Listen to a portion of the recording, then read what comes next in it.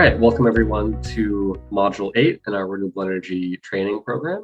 Today we're going to be talking about off-site power purchase agreements and virtual power purchase agreements. To give you a recap of the overall series, the point of this series is to arm all of you with the skills required to set, evaluate, and execute a renewable energy procurement strategy. We are in phase 3 of that, where we're talking about how to execute on the strategy that you have set for yourself, the goal that you've set for yourselves. Today specifically, we're going to be talking about kind of the most complex form of renewable energy procurement, but also potentially the most impactful and the largest scale. Those are power purchase agreements. There are 2 types of power purchase agreements we're going to get into today. There are sort of your traditional or direct, or also known as physical power purchase agreements. And then there are your virtual power purchase agreements. From now on, I'm going to use the terms PPA and Vppa because that's less of a mouthful than saying power purchase agreement every 30 seconds. So yeah, a brief overview of the whole training program. We're now in Module 8. This is our last module where we're talking about specific procurement methods. And then in the final module, we're going to be talking about how to create an overall procurement roadmap. So again, now we've done on paper, we've done on site, now we're talking about off-site projects. So what is a power purchase agreement? I'll start by saying that to sort of demystify power purchase agreements, this is what your utilities do every time they contract with a wind farm, right? So you have a project developer who puts up a wind farm or a natural gas plant or a solar farm. And your utility goes and signs a power purchase agreement with them to get the electricity from those projects, so they can just go and deliver that to their customers. So that's essentially what a power purchase agreement is. And in this case, we're talking about, instead of a utility signing these deals, it's a corporate off-taker. So what we're talking about here are physical PPAs or direct PPAs. And what this means is that the buyer or the off-taker, which is another word for buyer in this case, is taking legal responsibility and physical delivery of the actual electrons from the power plant. As opposed to what we're going to get on in a minute with a virtual PPA, in the physical PPA, you are buying the electricity, and you're buying all of the EACs associated with that as well. And you are responsible for delivering that onto the grid, making sure it gets where it needs to go, and kind of managing that whole process. Yeah, and just to add on to that, Elliot, there's lots of situations where you may not be able, you don't have direct relationship with the utility. So if you're in a colo, for example, the colo is the one that buys the electricity from the utility, and you don't have a direct contract. And so you're not able to do this direct power purchase agreement. But if you do own that relationship with the utility, and then you are able to procure renewable energy from a third-party supplier. And again, you have to be in a deregulated market. I think that's the other key point. If you're not in a deregulated market, then you have to buy it from your utility. But if you're in a deregulated market, you can buy it from any third party you want. And then you're taking that electricity directly into your plant. Although in reality, those electrons are still going on the local grid and getting mixed around. So the electrons that directly go into your plant aren't necessarily the ones coming out of the renewable plant. But because you have the energy attribute certificates, the EACs, or sometimes in the US they're known as the renewable energy certificates, that's a way for you to sort of prove that you've paid for green electrons that are put on the grid.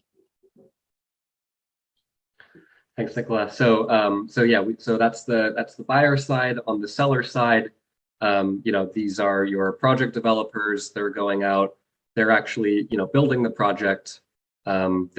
They own the project, they operate the project, they are selling the electricity to you, along with the EACs. So some considerations for physical power purchase agreements: location. So again, Nicola mentioned deregulated markets. These can also be called competitive retail electricity markets. So in North America, you can see this map showing markets where you have full retail electricity choice. In some markets, you have partial retail electricity choice. And then in some markets, as you can see, you don't have the option to do these sorts of deals. The location is also important. You have to be located in the same electricity grid. So if I have a facility in Texas, I have to be the power purchase agreement that I sign, the wind farm has to be also located in the same electricity grid in Texas.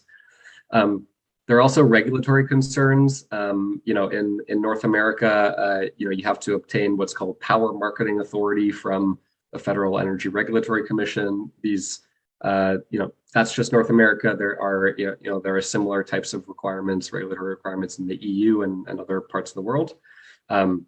So that's something that you need to be aware of. And then again, I just want to hit home, like this is with a physical power purchase agreement, you are taking physical ownership of the electricity and you are responsible for the transmission and delivery of that electricity onto the grid. So, typically corporate buyers in this scenario will hire energy management firms that can kind of take care of that process for them. But it is just another layer on top of this that you need to consider.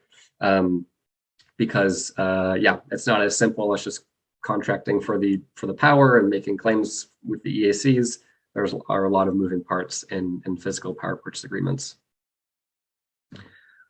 So that's a physical power purchase agreement. Elliot, sorry. Sure. I just want to add one more thing. If you go back one slide, just as a little bit of background, because we didn't go into a lot of detail about the structure of the electrical grid. But if you think about it's not by state, but for example, Texas has its own isolated grid.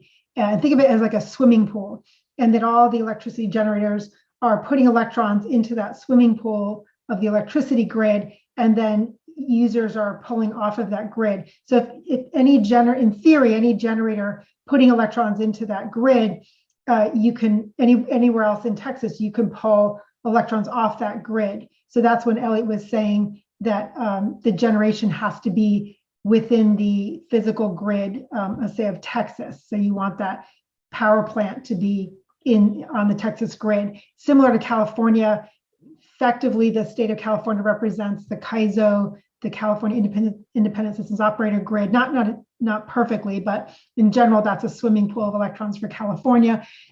California, you can share electrons across the border, so that's another complexity. But to the point Elliot was making about with a power purchase agreement, because you're actually using the electrons that come off of that solar plant or that wind farm, they have to be on the same grid, and that's different than a virtual PPA, which I think Elliot's going to talk about in a minute.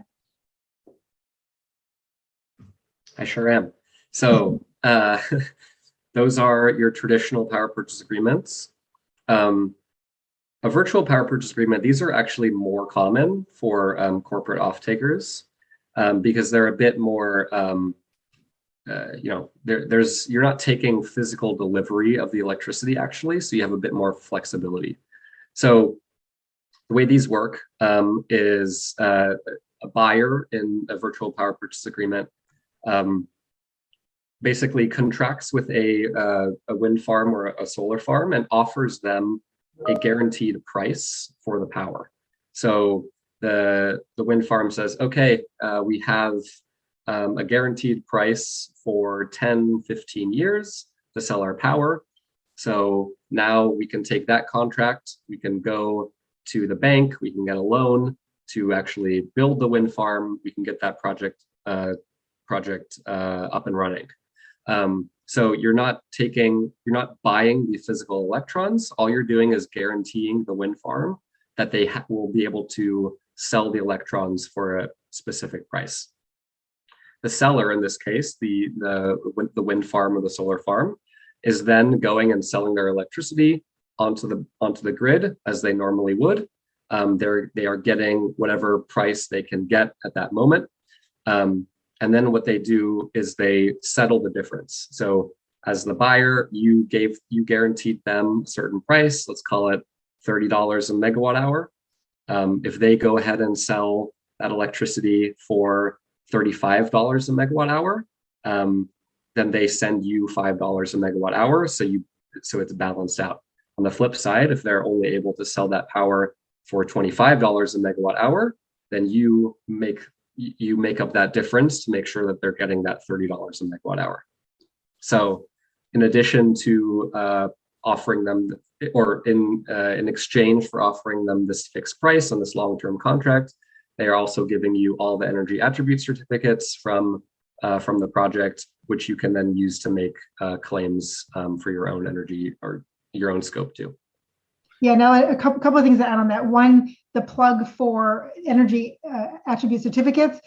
Elliot goes into much more detail in modules 5 and 6 if you haven't seen those, so take a look because they can be a little confusing. And I think the other thing too is a lot of people, when they first hear about virtual PPAs, you're sort of like, well, what is the point? Like, why don't you just go out and buy energy attribute certificates off the market and not have to worry about dealing with a solar farm or wind farm project? And so the answer to that is sort of the impact. So the point about a big company with a good credit rating locking into a fairly long-term contract, so maybe 10, 15 years, to guarantee that they're going to pay a fixed price for the electricity, and then that gets sold. And as Elliot said, meaning that the company can pay more or less what the difference is. But then that project developer, which doesn't have a good credit rating because it's generally not a big, large corporation that's been in business for a very long time, can go to the bank and get funds for that project, so where it wouldn't be able to do that otherwise. And if it can't get funding, it can't build the project. So what the company is doing, the corporation that's procuring the renewable energy, they're lending their credit rating effectively to the developer to enable that project to get built in the first place. So if companies don't step up and do these virtual PPAs, then these projects would not get built. They really just have to wait until a utility decides that it needs more electricity and to invest in a renewable energy plant. And that's where companies can have an enormous impact on increasing the amount of renewable energy that's being put on the grid, that's being built on the grid system, is through these virtual power purchase agreements. So it seems a little shady. It's like, well, I'm paying for this electricity, but then I'm not using it, and then I'm getting these certificates. But in reality, what it comes down to is it's really being impactful in terms of increasing the number of renewable energy projects getting built. Yeah, it's a really good point. Really good point. This is really kind of promoting the renewable energy market, really, and sponsoring it. Exactly. It's sort of like the company saying, look, we think there should be more renewable energy on the grid than the utilities are putting on the grid. We think it should go faster. And so we're going to do this extra thing to make that happen and not wait for the utilities or wait for the government to do it. It's quite exciting, and it's really interesting to see how companies have stepped up and said, we want to be part of that and accelerate the greening of the grid. And I guess there's lots of kickbacks for that type of agreement as well, because obviously the more renewable energy you create, usually there's perks from the government in terms of how much you can borrow against, how much you can sell for, value-added tax relief and stuff like that. Is there anything like that for either, I guess, the seller in that respect, but also for the buyer? So you're talking about tax credits. I'm not a tax accountant. I can tell you with the latest the Inflation Reduction Act, there have been some tax credits for renewable energy plants that have been reinstated that were common for some time but expired over the last few years. Those tax credits are back, so this should create a more beneficial environment for these projects to move forward because they're getting some tax relief from the government. Yeah, that's just in the US, obviously. It's definitely going to be regional. Yeah. Typically the way it works is it's the project developer that gets the tax benefit. So in this case, it wouldn't be the company that does the virtual power purchase agreement. However, they're getting a better strike price for the electricity than they would if that tax benefit didn't exist. And as Elliot said, it's been bumped up to, I think it's continuing to be 30% tax credit. And that includes the infrastructure. So the panels, all of the cost of it, all the cost of the infrastructure, the installation, and that extends also to home systems or commercial systems, if you that tax credit applies to everyone, so it's quite. I think, yeah, it has a rolling kind of benefit with it, right? That you might individually buy a VPA from a seller who's doing a solar farm, and they get tax credits, hopefully tax relief on, you know, how much they invest and, you know, the building materials or whatever it might be. But ultimately, that's going to enable them to build another and another and another. And it's a bit like, it's, you know, you're sponsoring that growth of the renewable energy from that seller, because they're not going to just stop at one, they're going to carry on building. Yeah. In fact, the tax credits have been incredibly powerful in increasing the amount of renewable energy projects being built. And that, because the volumes increase, that then brings down the costs. And the cost curve reduction for both wind and solar has been incredible. And to the point now where renewable energy projects and wind farms and solar farms are actually competitive with other forms of electricity, fossil fuel electricity generation and nuclear. Elliot, you're going to cover how we actually find out where we can get these VPAs from and the market for them? Yeah. Excellent. So yeah, just wanted to hit home probably the most significant difference between a virtual power purchase agreement and a regular power purchase agreement is that the seller is maintaining ownership of the electricity and the responsibility for selling that electricity, getting it onto the grid, getting it to where it needs to go. So the buyer in this case, whereas if you'll remember in the direct power purchase agreement, kind of has the responsibility to deal with the actual physical electrons. This is now in a virtual power purchase agreement, it's all in the hands of the seller or the project developer. So just to sketch out what that sort of, we talked about that fixed price and the settlement that happens. Just wanted to give you a graphic to demonstrate how that could work. So the yellow line here, this is the fixed price that you are guaranteeing to the project developer. And then in the blue line, this is the market price. So they are going and they're selling their electricity onto the grid, and depending on a million different factors like global supply chains and natural gas prices and all this stuff, they're going to get a different price depending on those factors. And they're going to sell at the price that they can get. And then you and the power plant are settling the difference. So you'll see in these sort of gray zones here, the seller is not able to get as much as the PPA price, in which case you are kind of making them whole for that difference. On the flip side, in these teal areas, they're actually getting a better price than the PPA. And so they are sending you back that difference. So depending on the market dynamics, you can actually, virtual power purchase agreements can actually be a source of income, or in a downtrend, they can be kind of a consistent cost. So in this way, you can actually kind of think of a VPPA as a power price hedge, because for this volume of electricity, you are kind of always going to be paying a certain amount. And so you can think of it like, if the electricity prices go up, then you're going to be making some money from the VPPA, but you're also going to be having to pay more electricity for your own operations. On the flip side, if power prices go down, then you'll have to pay some money through the VPPA, but also your electricity costs for your operations are also going to go down. So these kind of can balance out, and it can act as a hedge, as long as the where your facilities are located is kind of correlated to the electricity market prices where the power plant is located. Yeah, just to add to that, if we take a step back and we think, well, why are we actually doing the Vppa, right? It's to procure renewable energy. And in this case, what that means is that renewable energy is getting generated, put on the grid. We're not using it because it's a virtual PPA, but we get the RECs, or the energy attribute certificates, from that, which gives us the right to say that the electricity that is represented by the RECs is zero carbon. And if you look at this graph, typically the true up comes with the project developer that you have to deal with.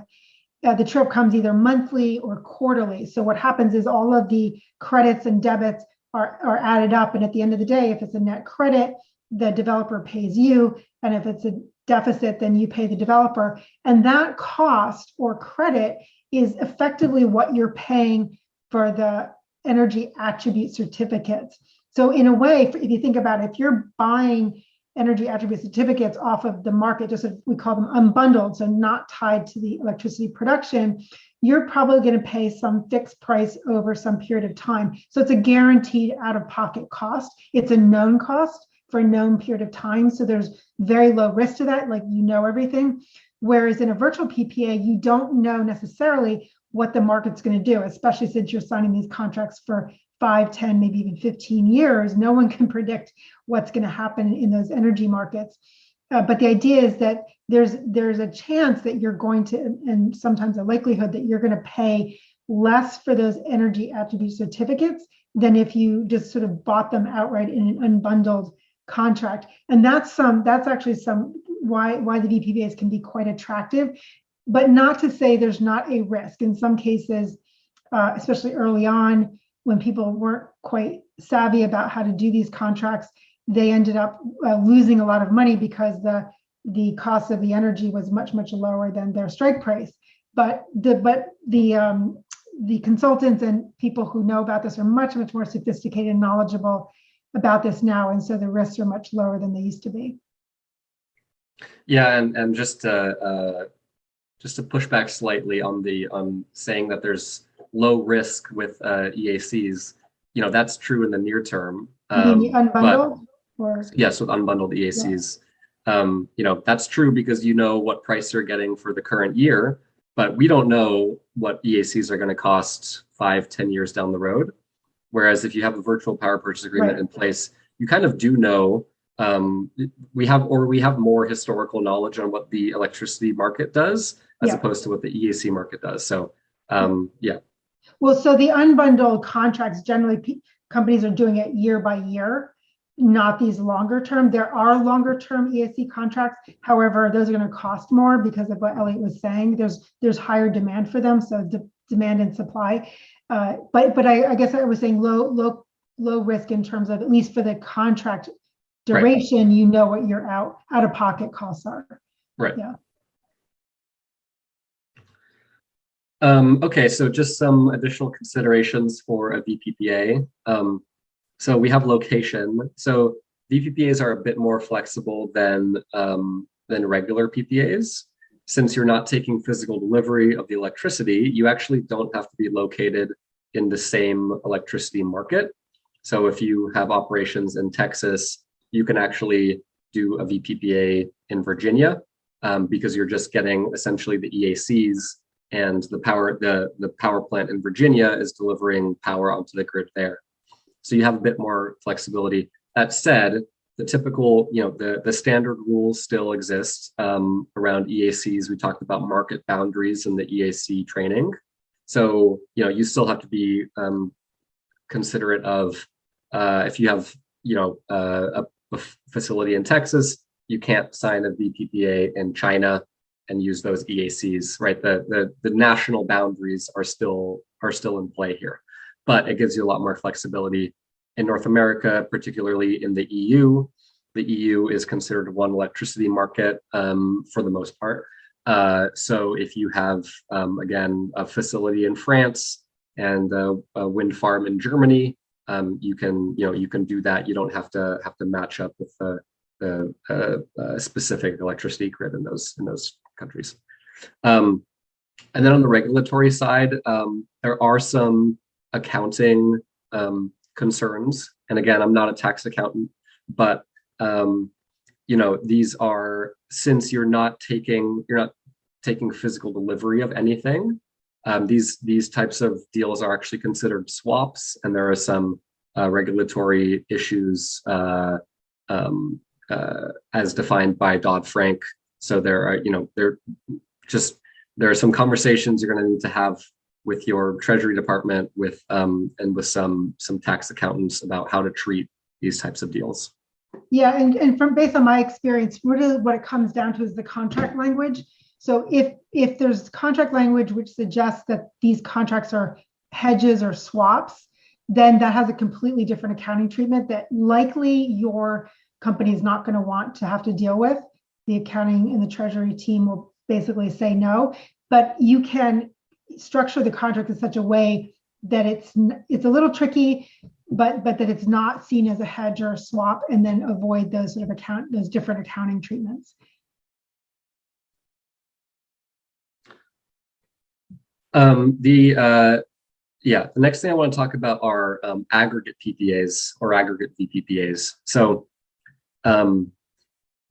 because of the nature of a VPPA, there is kind of a floor in the amount of demand that you need to sign a virtual power purchase agreement. So typically, this is around 50,000 megawatt hours. So you need to have at least 50,000 megawatt hours to be able to go out and sign a VPPA that has attractive enough terms for you, which is a significant chunk of electricity.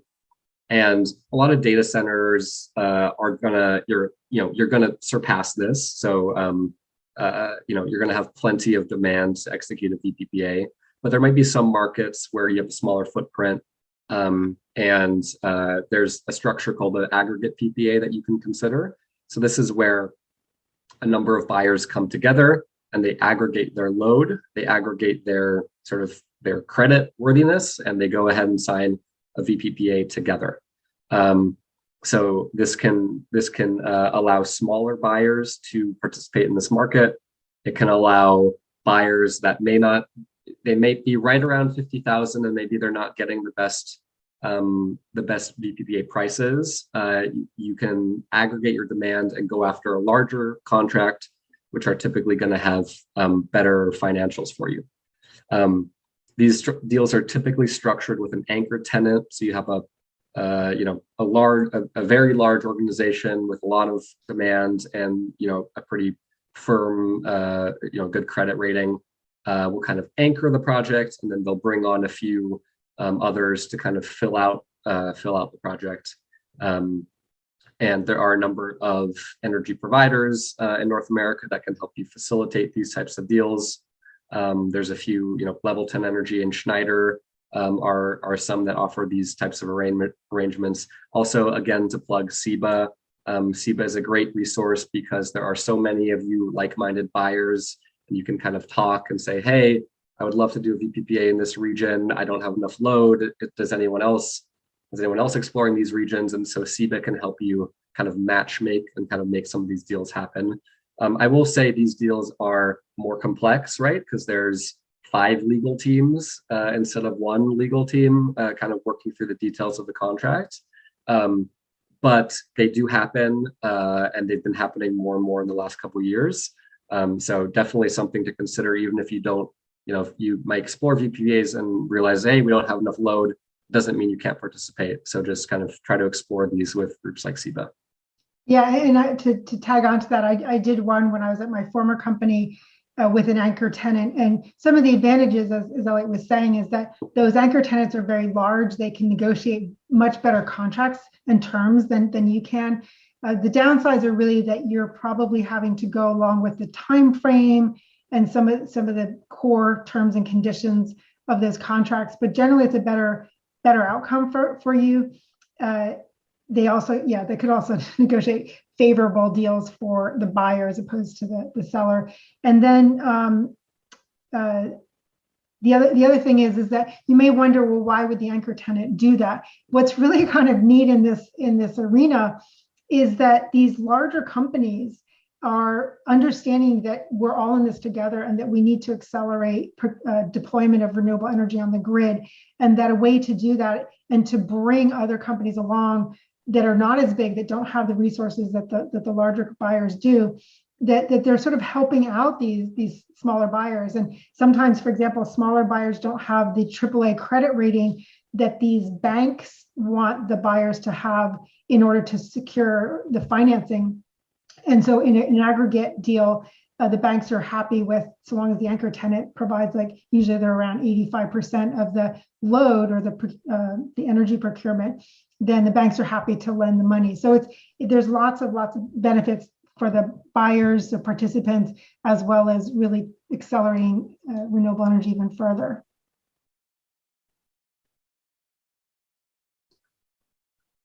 So this graphic kind of takes you through a decision matrix for whether a direct power purchase agreement or virtual power purchase agreement might be right for you.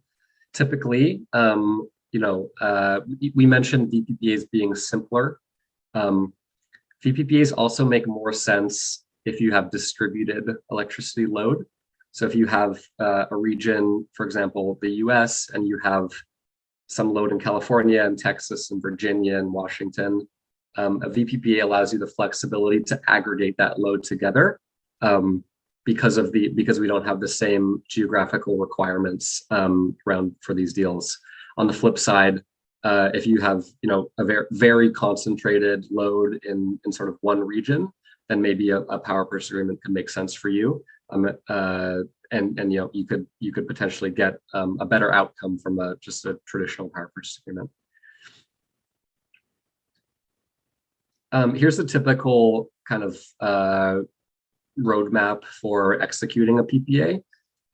So I'm not going to go into all of these details, but there's a lot of, I just want to stress the amount of sort of internal education and stakeholder engagement that needs to happen at the front end to get your organization comfortable with this type of deal. We've been talking about legal contracts and tax accounting and all this stuff. These are all conversations you need to have with your internal teams. The good news is that a lot of these groups, like Vppa, like some of the energy developers, or like I mentioned, Level 10 and Schneider, they can help you with a lot of this stakeholder education, and they can help you get everyone sort of comfortable with this kind of deal. From then, it's evaluating projects, looking at contract terms, reviewing specifics, talking to your accountants and your legal teams and whatnot to kind of iron out the specifics of the contract before you ultimately select a project to move forward with. So yeah, there's a lot that goes into executing a VPPA. It's not rocket science. It's more of you need a solid project manager on your end to kind of keep things running. Yeah, it is typically a long process. It can take upwards of 6-12 months to sort of execute one of these deals. And then also I want to talk a little bit about which internal stakeholders should be engaged and at what level they should be engaged. So the key ones are going to be senior leadership, finance, and your general counsel. Because these are such large deals, because they have you're signing a significant long-term contract, you're going to need to engage senior leadership, obviously finance, and then the general counsel is going to be essential in kind of working through the contract terms. Treasury and procurement should also be involved, but sort of at a lesser level. And then facilities really don't need to be involved at all, because these are you're not developing a project on site. You're not dealing with any power on site or making any changes to your facilities. So yeah, you don't need to involve them. But again, it's important to have these conversations as early as you can, get everyone comfortable with this type of deal, so that the contracting process can be smooth. So that concludes our training on power purchase agreements. That's also the last training that we have on specific procurement methods. And encourage you to go back and watch the energy attributes certificate training, because that is important at each step of the process. And in our final training, we're going to be talking about how to create a procurement roadmap and what should go into that.